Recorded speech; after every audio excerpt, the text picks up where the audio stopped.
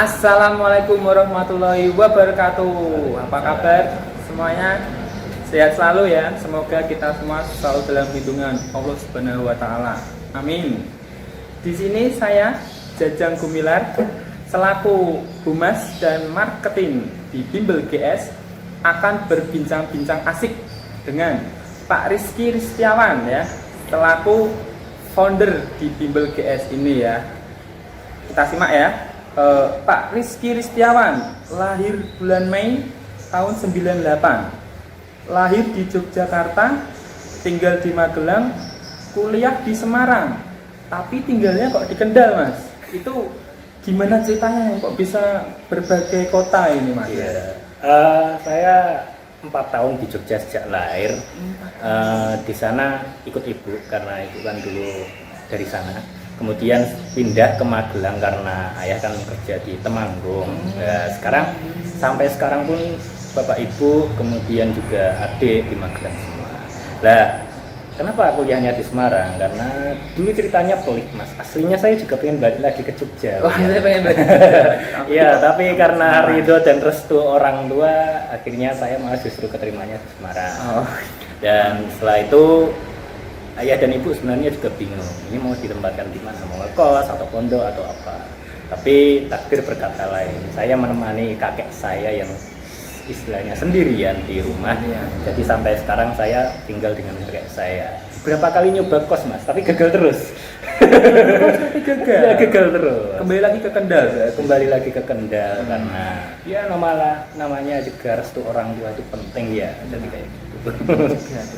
Di sini Mas Rizky ini alumnus Katu Voice, Laras Madia, Ketua Angklung Semarang, alumnus Ketua HMJ PGMI, sama alumnus Pradana Dewan Ambalan. Itu apa itu Pak Rizky itu ya? Iya, panjang ceritanya itu. Jadi dulu waktu SMA itu kan karena SMA saya adalah SMA kesenian, saya itu penasaran dengan berbagai macam kesenian yang ada di sana. Ini kan Katu Voice juga saya masuk itu pertama kali berdiri.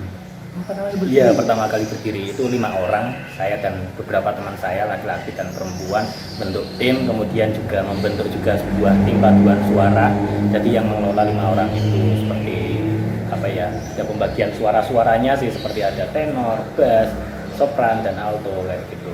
Terus kemudian juga di Laras Madia pun juga demikian. Itu baru pertama kali juga. Wah, baru pertama kali semua ya. Iya, baru pertama kali itu nyanyi Jawa Mas. Nembang kayak gitu. Pertamanya juga agak susah, terus akhirnya mulai mendalami kok saya tambah suka. Akhirnya sampai lulus pun juga masuk di Katu Voice dan Laras Madia tersebut.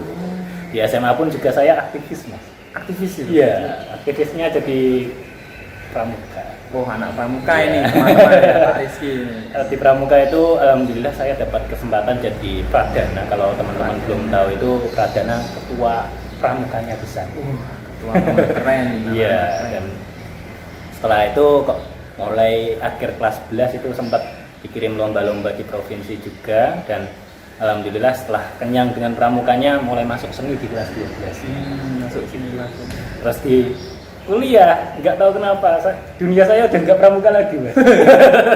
Kenapa itu meninggal? Nggak tahu, kan retorikanya udah beda antara SMA sama kuliah. Terus kemudian saya ditawari masuk ke himpunan mahasiswanya. Setelah beberapa tahun bertingkat dari ngelola pengembangan sumber daya mahasiswa, terus kemudian jadi wakil ketua, dan akhirnya jadi ketua HMJ PGMI. Itu pun berbarengan dengan dirikan Angklung Semarang bersama rekan-rekan saya yang ada di UNES sana. Iya, gitu. Mantap sekali ya pengalaman Pak Rizky ya, meskipun masih muda tapi melanglang kemana-mana itu. Hebat. Kemudian masuk ke bimbelnya Pak Rizky ini ya. Kapan sih Bimbel GS berdiri dan apa motivasi Pak Rizky mendirikan Bimbel GS ini? Sebenarnya keinginan saya itu mau membuat bimbel udah ada sejak semester 3. Semester 3? Iya, semester 3, lebih tepatnya tahun 2017. Akan tetapi di sana banyak kendala-kendala di mana ya jenengan tahu sendirilah, saya dulu aktivis, jadi ketika mau fokus ke sana kok kebentur terus, apalagi belum ada partner, belum ada pasar kayak gitu kan, otomatis saya juga apa ya, mau naik itu rasanya susah. Iya gitu, perjuangan sekali. Dan akhirnya setelah selesai jadi organisasi, selesai semua lah semester 7 itu, saya punya inisiatif bersama rekan-rekan saya. Padahal posisi itu saya lagi kehilangan HP dan belum punya HP. Kehilangan HP. Iya. Masih semangat untuk Masih semangat mau nyoba ngelola. Saya ajak teman saya, akhirnya resmi di bulan Januari 2020 setelah merangkai beberapa puzzle ya untuk pengurus harian di Semarang sana, termasuk menggait kakek saya sendiri sebagai pembina. Iya sendiri. Iya, kakek sendiri kan dia dosen di salah satu universitas di Semarang lah, intinya seperti itu. Dan termasuk juga yang disegani. Akhirnya pada tanggal 11 Januari 2020 resmi didirikan. 11 Januari 2020 teman-teman. Ya, dan motivasinya apa? Motivasinya apa? Pengen ya? tahu jadi kan? Pengen tahu Oh, saya pengen dan tahu. teman-teman pengen tahu sekali ini. Iya, kan saya sejak kuliah terutama ya. Enggak, malah SMA. Waktu saya ikut pramuka itu saya senang banget sama anak-anak.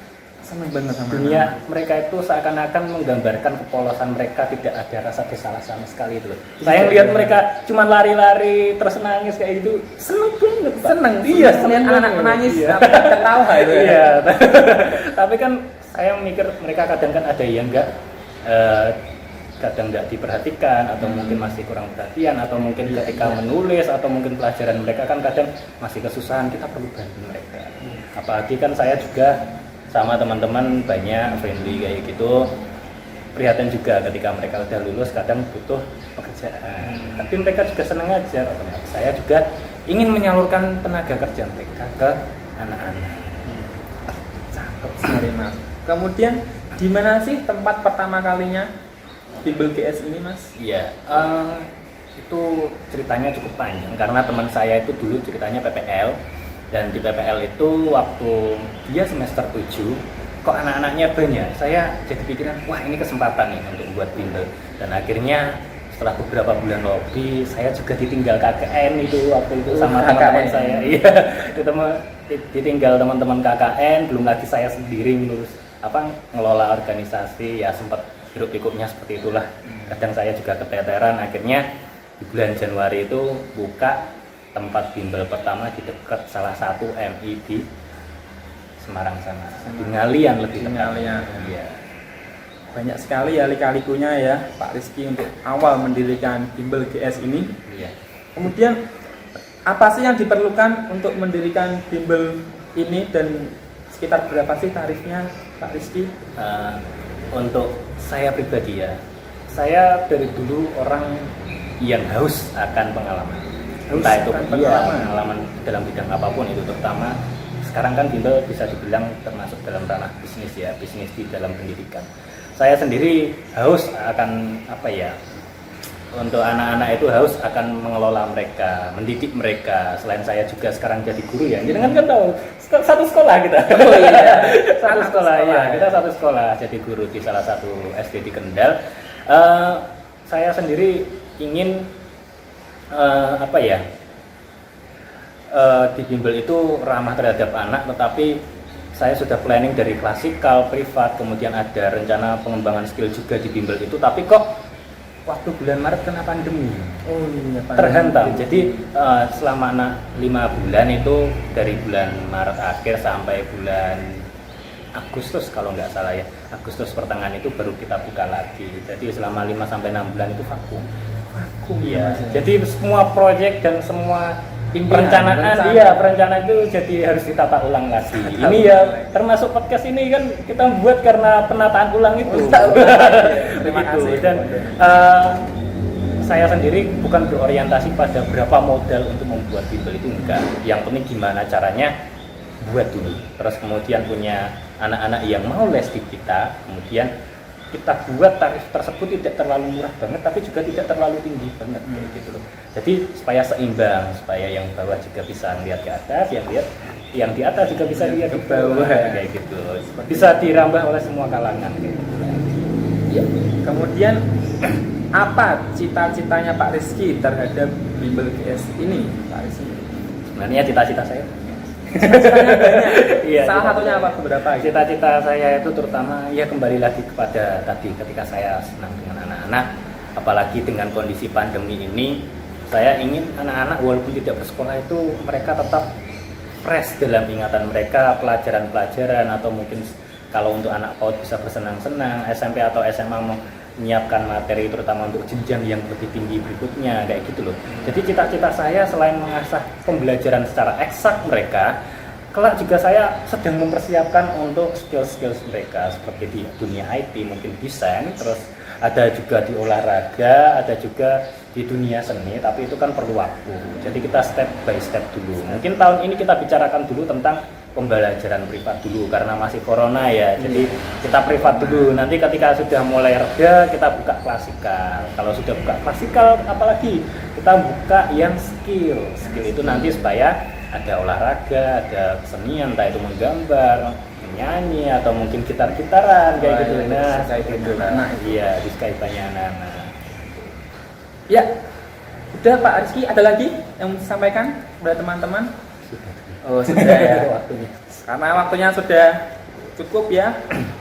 Kita cukupkan sampai segini dulu. Kita bertemu di video podcast berikutnya ya.